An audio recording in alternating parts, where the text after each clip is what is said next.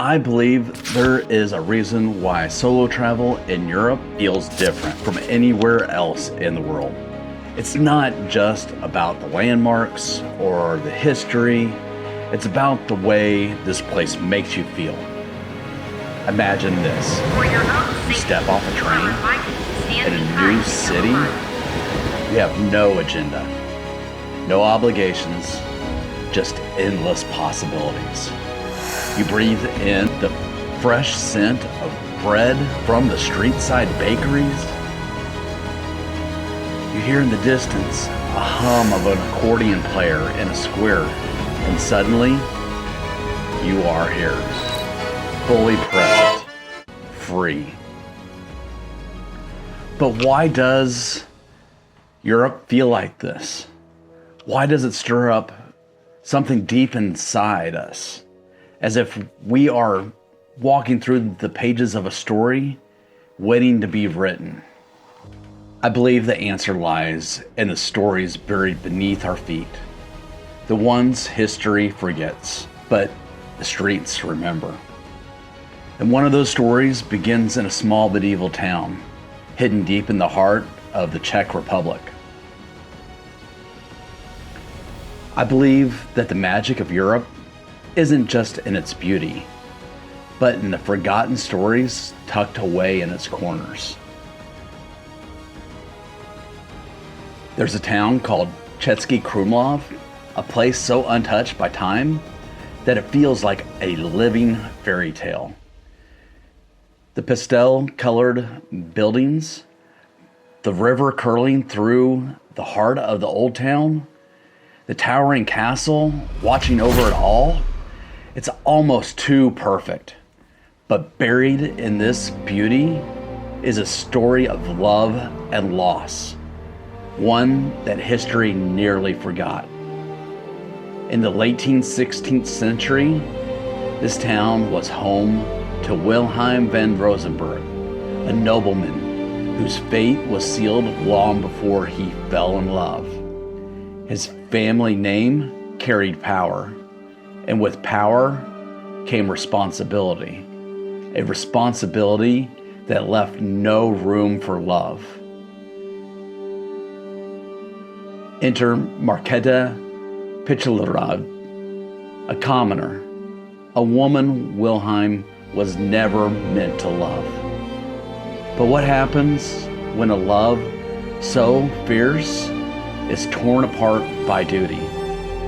When a heart chooses love, but the world chooses something else? The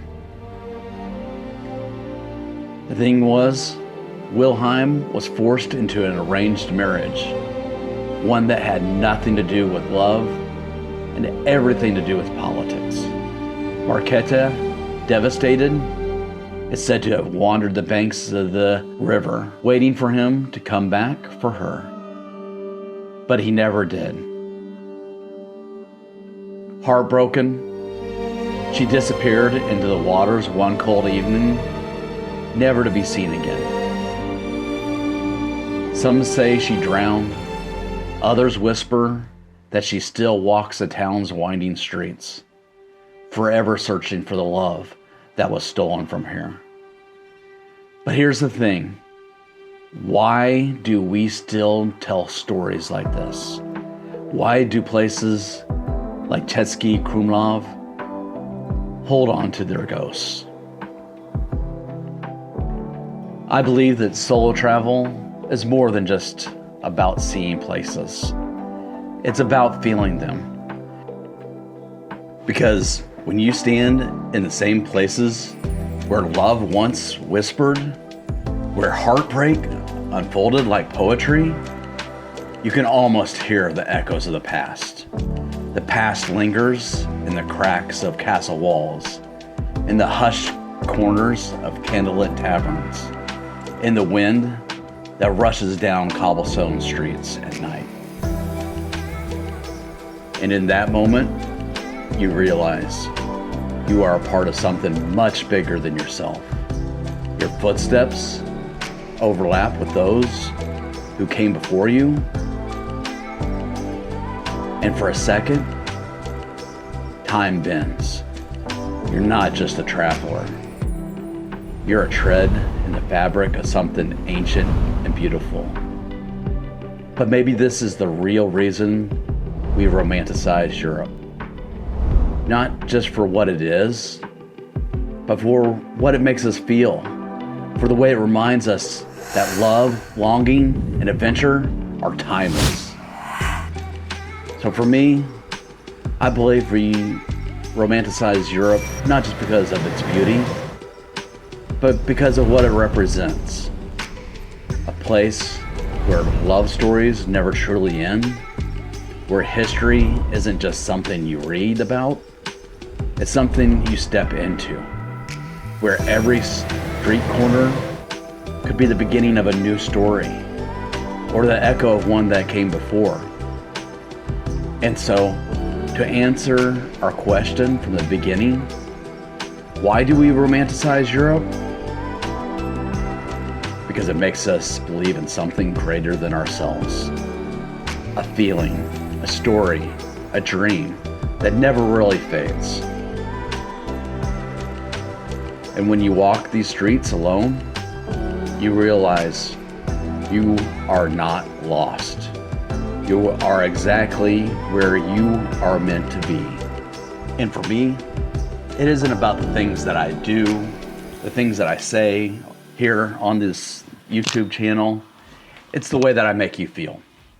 And if you want your legend or my legend to continue on, it's the way that I will make you feel, or the way that you make others feel, that people will tell your story or my story to others.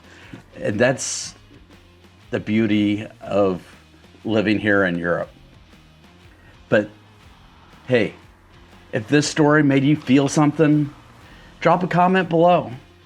Have you ever felt this way while you've been traveling? Tell me your stories. I would love to hear them. Make me feel something too.